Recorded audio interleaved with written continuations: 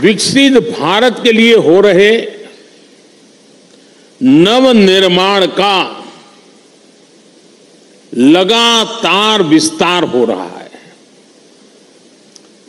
देश के कोने कोने में परियोजनाओं का लोकार्पण हो रहा है, नई योजनाएं शुरू हो रही है। अगर मैं साल 2024 की ही बात करूं, 2024 आने मुश्किल से अभी 75 दिन हुए हैं 2024 के।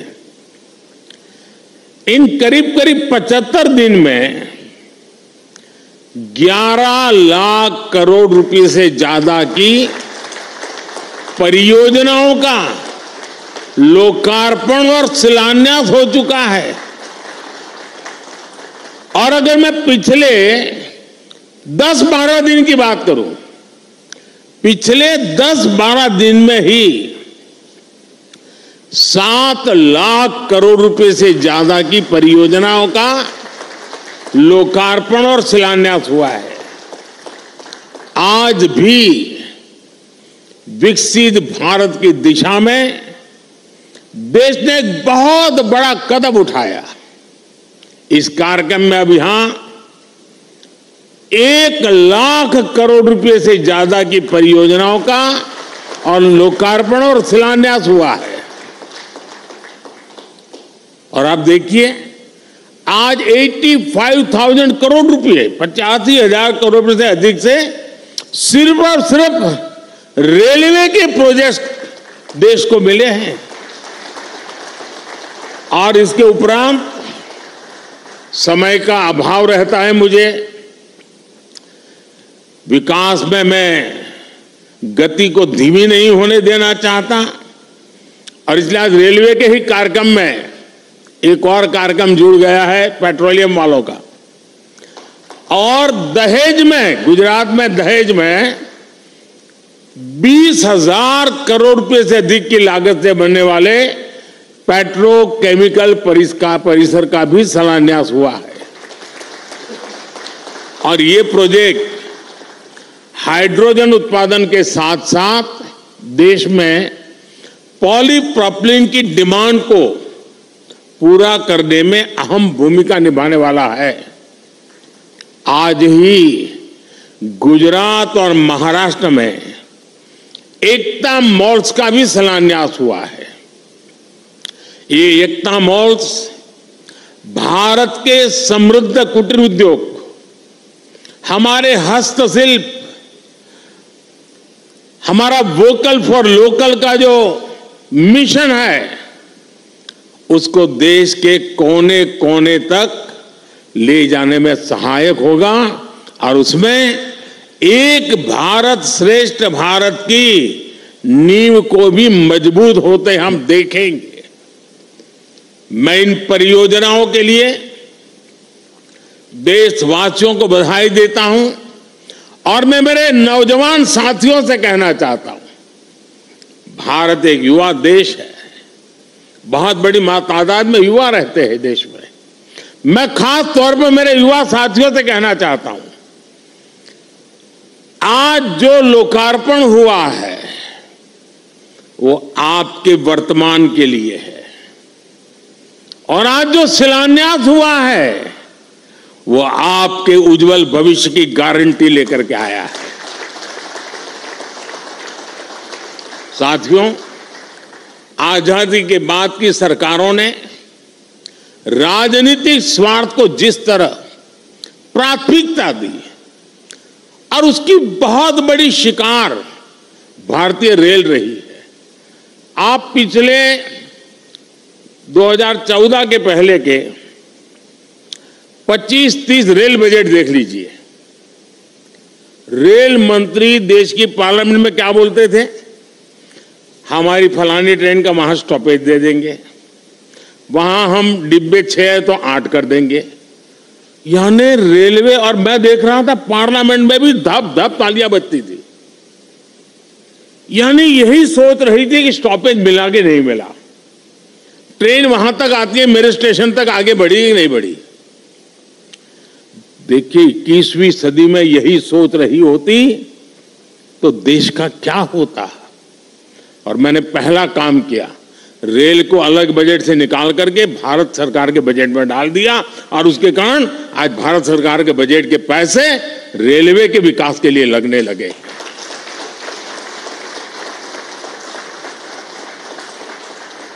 पिछले दिनों देखा है इन दशकों में समय की पाबंदी, आपने हालत देखा है। ट्रेन पर मेन लोग ये नहीं देखने जाते थे किस प्लेटफॉर्म पर कौन सी ट्रेन है, लोग ये देखते हैं कितनी लेट है। यही कार्यक्रम है को घर से, क्योंकि उस समय मोबाइल तो था नहीं, स्टेशन पे जाकर के देखना कि भाई कितनी लेट है। रिश्तेदारों को कहते भाई रुके रहो, पता नहीं ट्रेन कब आएगी, वरना घर वापस जाकर के फिर आएंगे। ये रहता था। स्वच्छता की समस्या, सुरक्षा, सहूलियत, हर चीज पैसेंजर के नसीब पर छोड़ दी गई थी। 2014 में देश में आज से 10 साल पहले नॉर्थ ईस्ट के 6 राज्यों ऐसे थे जहां की राजधानी हमारे देश की रेलवे से नहीं जुड़ी थी। 2014 में देश में 10,000 से ज्यादा ऐसे रेल फाटक थे, 10,000 से ज्यादा, जहां कोई व्यक्ति नहीं था, लगातार एक्सीडेंट होते थे और उसके कारण हमारे होनहार बच्चों को, नौजवानों को हमें खोना पड़ता था। 2014 में देश में सिर्फ 35% रेल लाइनों का इलेक्ट्रिफिकेशन हुआ था। पहले की सरकारों के लिए रेल लाइनों का दोहरीकरण भी उनकी प्राथमिकता में ही नहीं था। इस परिस्थिति में हर पल कौन मुसीबतें झेल रहा था, कौन परेशानियों में पीसा जाता था? हमारे देश का सामान्य मानवी, मध्यम वर्ग का परिवार, भारत का छोटा किसान, भारत के छोटे उद्यमी। आप याद करिए, रेलवे रिजर्वेशन, उसकी भी क्या हाल था। लंबी लंबी लाइनें, दलाली, कमीशन, घंटों का इंतजार। लोगों ने भी सोच लिया था कि अब ये हालत कभी नहीं, सबने माना था भाई रेलवे बस ऐसी है, मुसीबत है, चलो 2-4 घंटे सफर करनी है कर लेंगे, चिल्लाओ मत। यही जिंदगी हो गई थी।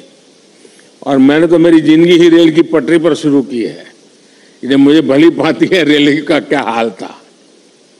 साथियों, भारतीय रेल को उस नर्क जैसी स्थिति से बाहर निकालने के लिए जो इच्छा शक्ति चाहिए थी, वो इच्छा शक्ति हमारी सरकार ने दिखाई है। अब रेलवे का विकास सरकार की सर्वोच्च प्राथमिकताओं में से एक है। हमने 10 वर्षों में औसत रेल बजट को 2014 से पहले की तुलना में 6 गुना ज्यादा बढ़ाया है।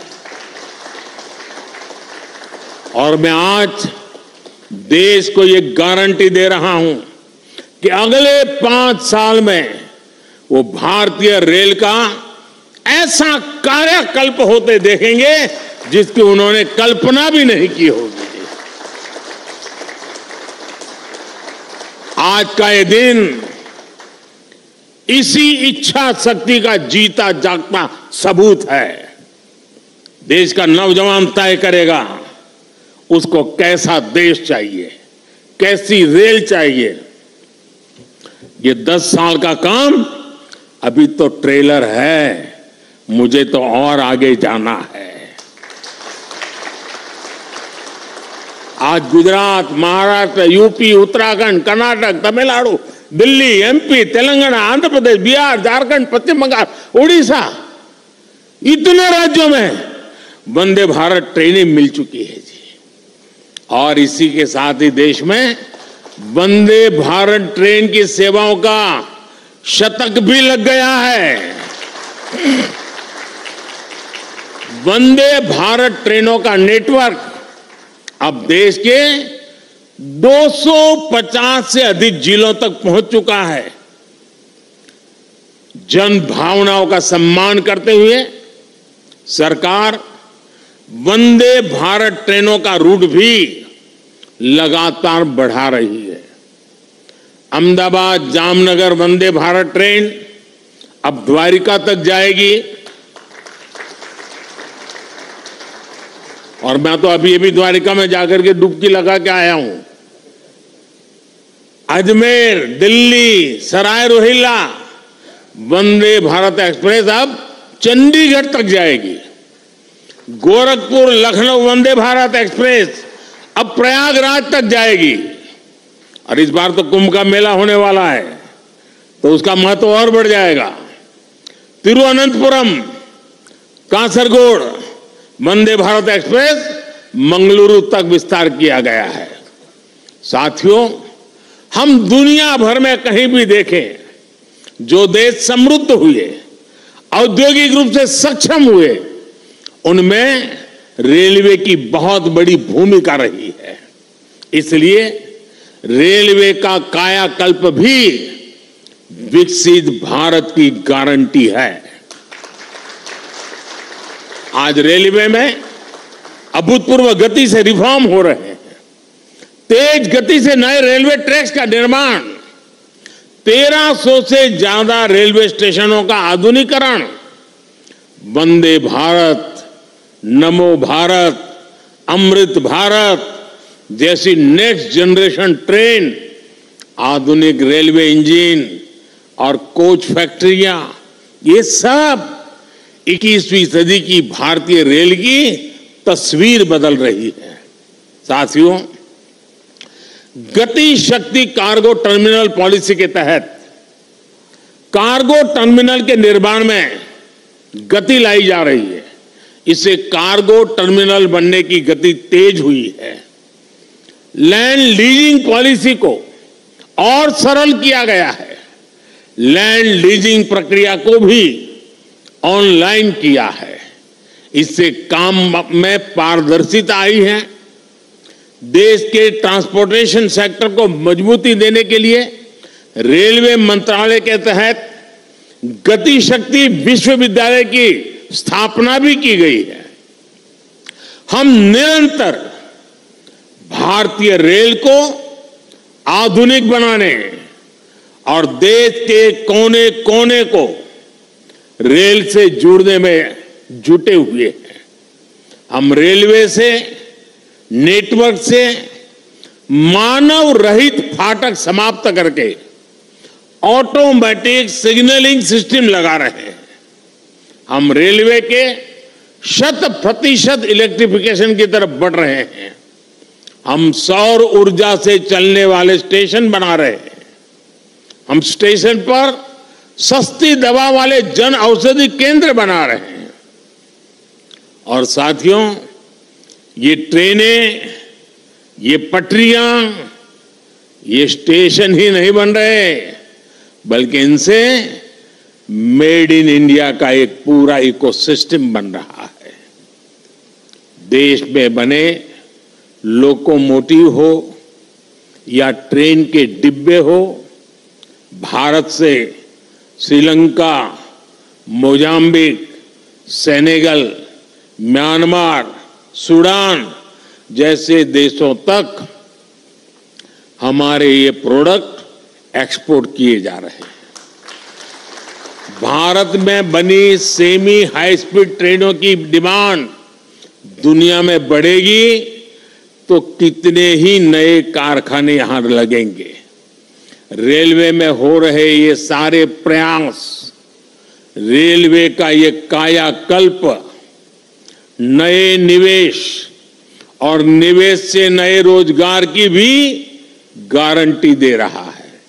साथियों, हमारे इन प्रयासों को कुछ लोग चुनावी चश्मे से देखने की कोशिश करते हैं। हमारे लिए ये विकास कार्य सरकार बनाने के लिए नहीं, ये विकास कार्य सिर्फ और सिर्फ देश बनाने का मिशन है। पहले की पीढ़ियों ने जो कुछ भुगता वो हमारे नौजवानों और उनके बच्चों को नहीं भुगतना पड़ेगा, और ये मोदी की गारंटी है। साथियों, भाजपा के 10 वर्ष के विकास काल का एक और उदाहरण पूर्वी और पश्चिमी डेडिकेटेड फ्रेट कॉरिडोर भी है। दशकों से ये डिमांड की जा रही थी कि माल गाड़ियों के लिए अलग ट्रैक होना चाहिए। ऐसा होता तो मालगाड़ियां और पैसेंजर ट्रेन दोनों की स्पीड बढ़ती। ये खेती, उद्योग, एक्सपोर्ट, व्यापार, कारोबार, हर काम के लिए ये तेजी लाना बहुत जरूरी था। लेकिन कांग्रेस के राज में ये प्रोजेक्ट लटकता रहा, भटकता रहा, अटकता रहा। बीते 10 वर्षों में पूर्व और पश्चिम के समुद्री तट को जोड़ने वाला ये फ्रेट कॉरिडोर करीब करीब पूरा हो चुका है। आज करीब 650 किलोमीटर फ्रेट कॉरिडोर का लोकार्पण हुआ है। अहमदाबाद में ये अभी आप देख रहे हैं, ऑपरेशन कंट्रोल सेंटर का लोकार्पण हुआ है। सरकार के प्रयासों से अब इस कॉरिडोर पर माल गाड़ी की स्पीड 2 गुना से अधिक हो गई है। इन कॉरिडोर पर अभी के मुकाबले बड़े वैगन को चलने की क्षमता है, जिनमें हम अधिक सामान ले जा सकते हैं। पूरे फ्रेट कॉरिडोर पर अब इंडस्ट्रियल कॉरिडोर भी विकसित किए जा रहे हैं। आज अनेक स्थानों पर railway goods shed, Gati Shakti multi modal cargo terminal, digital नियंत्रण station, railway workshop, railway loco shed, railway depot का भी लोकार्पण आज हुआ है। इसका भी बहुत सकारात्मक प्रभाव माल ढुलाई पर पड़ने ही वाला है। साथियों, भारतीय रेल को हम आत्मनिर्भर भारत का भी एक नया माध्यम बना रहे हैं। मैं वोकल फॉर लोकल का प्रचारक हूं, तो भारतीय रेल वोकल फॉर लोकल का एक सशक्त माध्यम है। हमारे विश्वकर्मा साथियों, हमारे कारीगरों, शिल्पकारों, महिला स्वयं समूहों के स्थानीय उत्पाद अब स्टेशन पर बिकेंगे। अभी तक रेलवे स्टेशनों पर वन स्टेशन वर्क प्रोडक्ट के 1500 स्टॉल खुल चुके हैं। इसका लाभ हमारे हजारों गरीब भाई बहनों को हो रहा है। साथियों, मुझे खुशी है कि भारतीय रेलवे आज विरासत भी विकास भी इस मंत्र को साकार करते हुए क्षेत्रीय संस्कृति और आस्था से जुड़े पर्यटन को भी बढ़ावा दे रही है।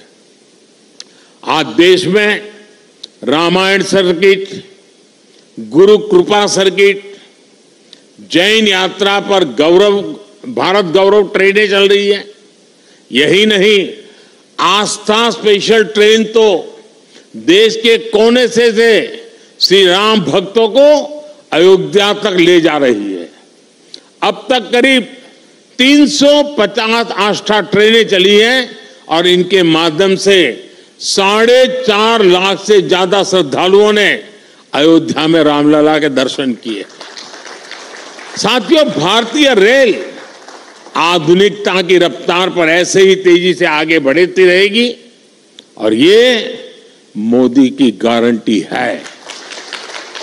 सभी देशवासियों के सहयोग से विकास का ये उत्सव भी निरंतर जारी रहेगा। एक बार फिर मैं सभी मुख्यमंत्रियों का, गवर्नर श्री का और इन 700 से अधिक स्थान पर जो इतनी बड़ी तादाद में लोग खड़े बैठे हैं, कार्यक्रम में आए हैं, और सुबह 9, साढ़े 9 बजे ये कार्यक्रम करना कोई सरल काम नहीं है। लेकिन देश का जनमानस विकास के साथ जुड़ गया है और इसीलिए ये नजारा देखने को मिल रहा है। जो इतनी बड़ी तादाद में आज आए हैं, इस कार्यक्रम में शरीक हुए, 700 से अधिक जिलों में ये विकास की एक नई लहर उनको अनुभव हो रही है। मैं आप सबका बहुत बहुत धन्यवाद करता हूं।